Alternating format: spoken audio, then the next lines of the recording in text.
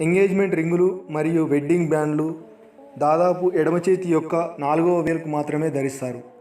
మనలో చాలామంది ఈ వేలిని ఉంగరపు వేలు అని కూడా పిలుస్తాము. అయితే ఈ వేలు ఎంగేజ్మెంట్ రింగులకు ఎందుకు ప్రాధాన్యతనిచ్చిందో మీకు తెలుసా?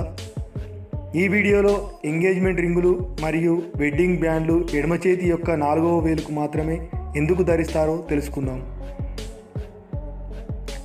వివాహ ఉంగరాలను మార్చుకునే సాంప్రదాయం పురాతన ఈజిప్టు, పురాతన గ్రీస్ మరియు పురాతన రోమ్ల నాటిది. ఈ సంస్కృతులందరూ తమ వివాహ ఉంగరాలను వారి ఎడమ చేతి 4వ వేలుకు ధరించాలని నిర్ణయించుకున్నారు.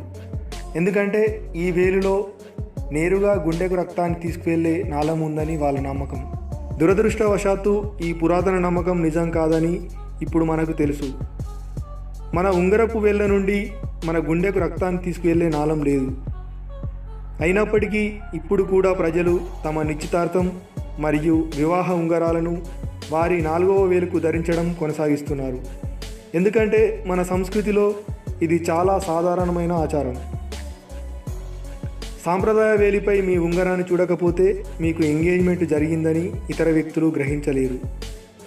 జర్మనీ, ఆస్ట్రియా, డెన్మార్క్ మరియు భారతదేశంలో వివాహ ఉంగరాలను తరచుగా కుడి చేతికి ధరిస్తారు. అయినప్పటికీ ఈ దేశాల్లోని ప్రజలు ఇప్పటికీ తమ ఉంగరాల కోసం 4వ వేలుకు ప్రాధాన్యతనిస్తున్నారు. కాబట్టి ఇది ప్రపంచ ఆచారం అని చెప్పడం ఉత్తమం. సైంటిఫికల్గా దీనికి ఎలాంటి ప్రాధాన్యత లేదు.